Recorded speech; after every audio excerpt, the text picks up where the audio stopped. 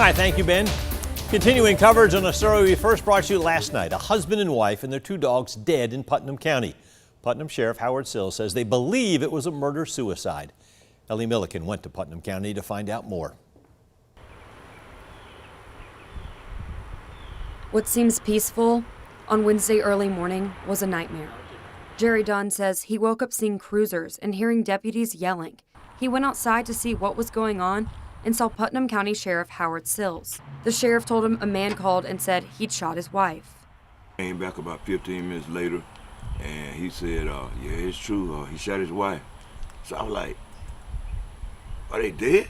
You know, I didn't know they was dead. You know, he said, yeah, both of them in there dead, you know, the dogs. Dunn says he was in complete shock. He says the Browns were like family to him and his wife. He says the couple brought each other food and Tim Brown would cut his grass. They be in their car all the time together. They go out together. They were like that. Dunn said he never saw problems between the couple, who seemed like best friends. Dunn says he and Sheriff Sills do not know why this happened. He wishes he could have said goodbye.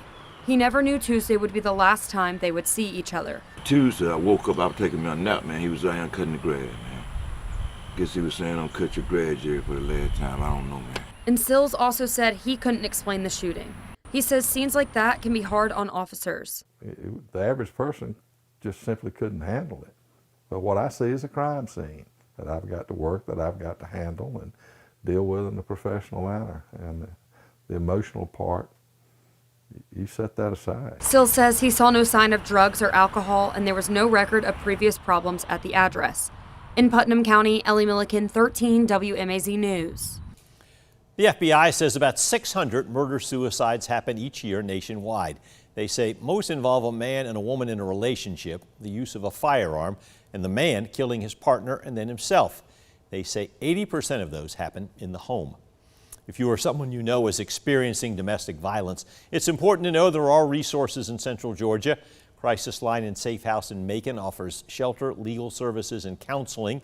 The Rescue Mission of Middle Georgia has a domestic women's violence and recovery program. You can also call the Georgia Coalition Against Domestic Violence, a 24-hour statewide hotline.